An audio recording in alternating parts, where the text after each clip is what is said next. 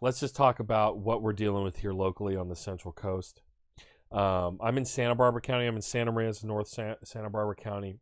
And get this, on Wednesday, Santa Barbara County reported 13 COVID-19 deaths in one day. That's the largest one death total. This is just one county, okay? And we have very much had a trickle of deaths, like over the whole pandemic. But now, we broke this record on Wednesday, and the very next day, we have 14. The very next day, Santa Barbara County reports 241 new COVID-19 cases and 14 more deaths. Fishhead, I believe you're local, right? He said, my wife had direct exposure last week, so we are quarantining until we get her results. That's terrible news. I'm sorry to hear that. Jeez. I mean, not only are we dealing with that, but we're also dealing with these new, more infectious strains, right? There's the UK strain and others. Yeah, so Fishhead's in Santa Maria. Yeah, so yeah, I'm sorry to hear that, Fishhead. Be careful. I hope you guys get good news with your test. That's terrible. Yeah, so literally the day after we break a record, we broke another record. Over here, Santa Barbara County Public Health to pause vaccine clinics for first doses because of the failure of the vaccine rollout. More bad news. Hampered by shortage of vaccine. So that's what we're dealing with. In SLO County to the north of us, they were just granted $7.7 million from FEMA to boost the vaccine distribution because now they've seen shortages. SLO County has received seen shortages, and they've had to stop taking in people for their first doses as well. They just announced that. So this is part of why I think it's a crime that the COVID stimulus bill has to go through reconciliation. The fact that the Republicans can't just muster 10 senators to vote for the plan because we need more vaccine. But again, like so many hundreds of thousands of deaths are in their hands already. So what's just some more hundreds of thousands of Americans dying from a preventable disease to the Republican Party? So here, let's look at this is the interview portion of the show. I was able to reach out to someone I know, who did in SLO County, who received a vaccine. That's in San Luis Obispo County, who received their vaccine. This isn't a long interview. I recorded it already. It's a little over 10 minutes.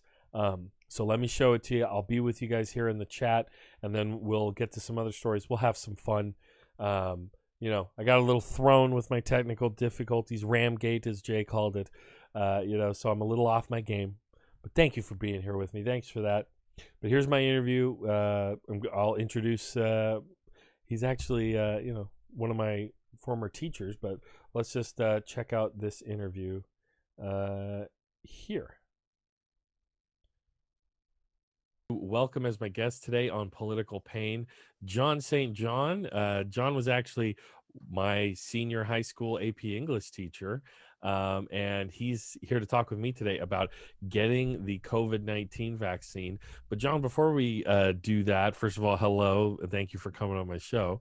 But second, why don't you explain to me what you and your wife went through as the pandemic started? You are a retired teacher, but I know you did get involved in doing some teaching this year, but why don't you just tell me how you guys handled the pandemic as it kind of unfolded? All right. Well, first, it's good to see you, Joe, and be back on here. And I have a few of your Tolkien books I need to return to you one of these days. Oh, I have so many copies. You could probably see one or two over my shoulder. So no worries. Okay. COVID. My wife and I were out of the country, actually, when COVID reared its ugly head. We were on a round the world cruise, and almost a month ago we were in South America, and then all the rumors started cropping up. And as we went across the Pacific, kept hearing more and more. And make a long story short, we got to Australia. All the ports down the road, Singapore, so forth, were closing entry. So sailed around Australia for a few days, and also all of a sudden Australia said, okay, everybody's got to go home. So I think it was on March 21st, 22nd. The ship docked in Perth, Australia. And we made arrangements, flew from Perth to Sydney to San Francisco.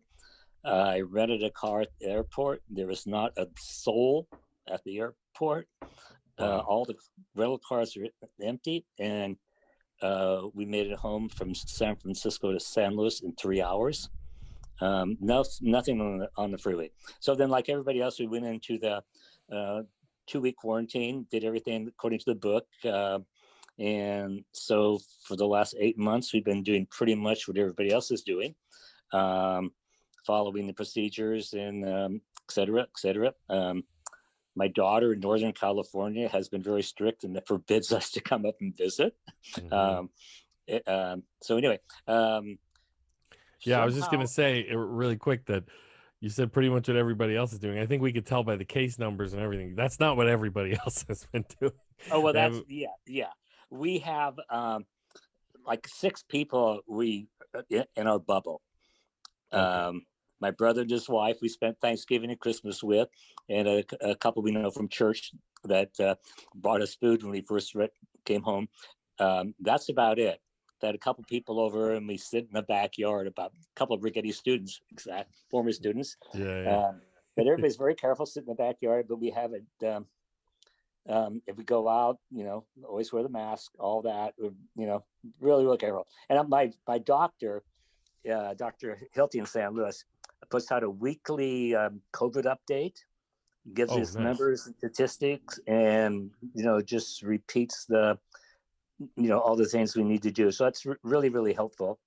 And then about 3 weeks ago, we got a text, I think it was the text or email, from the San Luis Obispo Health Department that COVID shots were going to be given to people 75 and over, which unfortunately we both are. So I want to ask. we were on the phone immediately, and I think they started on a Monday, and we got ours on a Tuesday. It was at the health department, San Luis, right across from the old General Hospital, Johnson Avenue. I don't know, but they ran it very efficiently. We had a 10 o'clock appointment. We had to fill some paperwork out first online, which is really pretty easy. We showed up about 10 minutes early, got online, and we were out in 45 minutes. Very good. Do you know, did you get the Moderna or the Pfizer vaccine? We got the Moderna. We were talking to some people online who were back, and they were like essential workers or medical professionals, so forth. And they were all getting the Pfizer one. I guess that was the first one out. But we got the Moderna one, but I had no choice, basically. Sat down, at the nurse or whoever gave it to me, asked a few questions, rolled up my arm, jabbed me, didn't hurt a bit. Went into the waiting room for 15 minutes to see if we had any side effects, and walked out into the car, and no problem. Okay, so they have you wait a little bit to see if you have any kind of reaction. Everybody has to wait 15 minutes. Yeah, they give you a time, and you sit there until your time is up, and they just walk out. I mean, no one's checking to make sure you didn't cheat or anything, but everybody was sitting there, and everybody was pretty good mood. Nobody complaining. The shot did not hurt at all. Did you have any kind of reaction after that, after leaving, or feel any kind of way? We were both a little bit tired, and I don't know, that's because of age or kind of the anticipation anxiety or whatever. Yeah. So I took a nap, but I take a nap half the time now anyway. My arm did not hurt at all until the middle of the night, and it hurt just a little bit, just like a normal flu shot or something like that. And a friend of mine on Facebook said, move your arm around a lot, keep it going. And you'll be fine. And that I didn't put any ice on it, nothing. So it was gone within 24 hours. I felt nothing, and I played tennis the day afterwards. So. Very good. You played tennis. That's great. So you're scheduled to get another one, correct? So this is one of the 2-shot deals. It's an mRNA vaccine, right? Right. We're scheduled for February 16th. I hear there's a little bit of a, I mean, they're running out of vaccines, but I'm pretty sure we'll get it. They said, Yeah. it might be a week later, but yeah, I'm not worried about it. But yeah, so about another 10 days for the second one. Okay. And as someone who's you're an educator, you work for California Public Schools. What do you think, or what do you think is the best way to get across to people who might be skittish or squeamish, or even farther gone in being skeptical about the vaccine? Okay, but there are some people, the anti-vaxxers or whatever you call them. Yes. It's hard to talk sense to. Yes. But I listen. I listen to my doctor. My wife listens to her doctor. We listen to Dr. Fauci. Yeah. We read a science book in high school. If these people are all getting their shots, Yeah. I'm going to get my shot. And Yeah. I have no hesitation. We've all heard these QAnon rumors and conspiracy theories, but I mean, they're just no logic, no sense. Get your shot. That's all I can say is get your shot.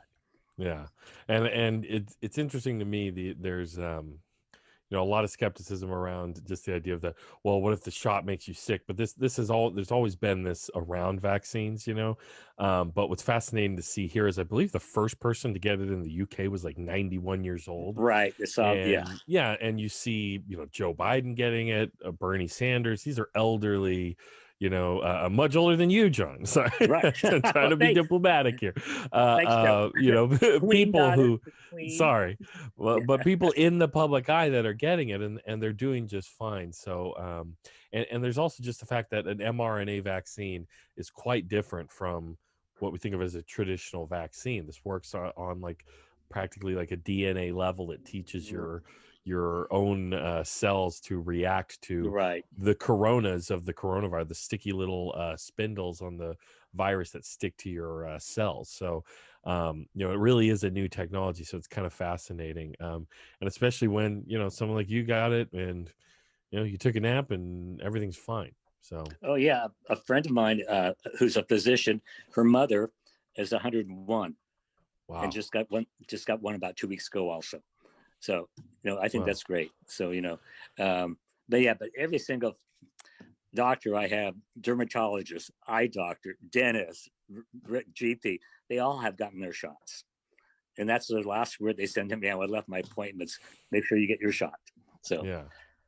Oh, and really quick, just I should have said this at the beginning, but you're in San Luis Obispo County, so you got your shot at which hospital did you say up there in San Luis Obispo? Well, it was the health department. It's right across from the old General Hospital on Johnson Avenue.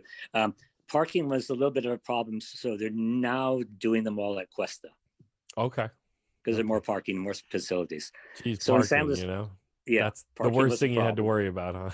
Right, and like I said, I play tennis and work out, so we walked just parked our car a block away and walked. There you go.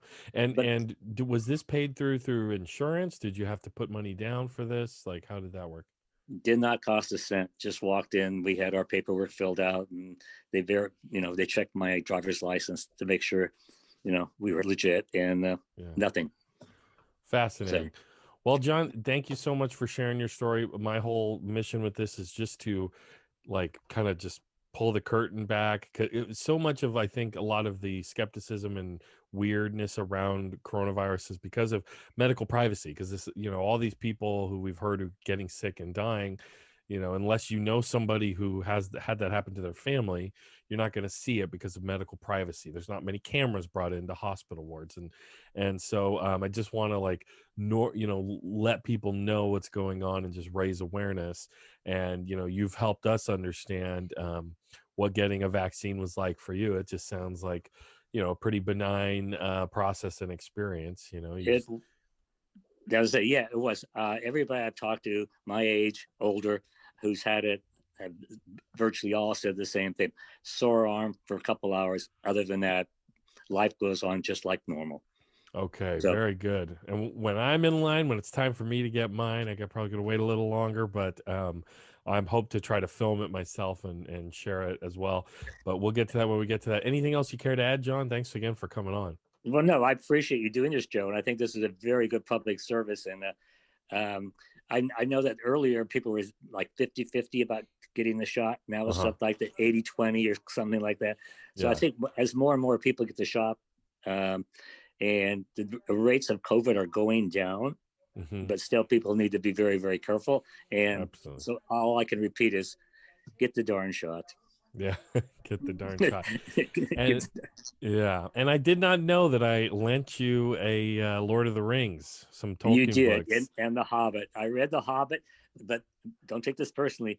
I just could not get into those little short people running around in the. Yeah, well, here's my advice for that. Yeah, it's Tolkien set out to write an intentionally thick book, like a very thick tome, that was dense. He'll take like 2.5 pages to describe the topiary or whatever, Yeah, and yeah. the canyon. So I will recommend to people, if you want to try to get into Lord of the Rings, get the audiobook version, or you can check it out from the library. And the guy reading it, Robert Okay. Inglis, is a British thespian actor. And he just hearing an old British guy, a British like Shakespearean trained actor read Lord of the Rings, and it'll click. It'll it'll make sense. But I understand it's not everybody's thing. But Okay. No, I'll give it another chance. But I did 2 years ago. I was in New Zealand and went to Hobbiton. oh, come. Okay, well, you read The Hobbit, so Yeah, and then it was yeah. very, very cool. Very, very cool. Oh, that sounds great, And John. even had some ginger beer or whatever, Yeah, whatever of it's called. course. Yeah. Well, thanks again for being on the show today, John. All right, thanks, Joe, and good job. And we'll Oh, talk to you soon. you I bet. appreciate you guys you doing this. This is Yeah, great. well, thank you. Thanks for being my guest. All right, we'll talk to you soon. You bet. Okay, bye, All Joe. right. Wow, talk about Sleepy Joe, huh? That was me looking pretty sleepy. I don't know if you guys can tell my eyes were just like that was earlier this afternoon, and I still was barely awake for whatever reason.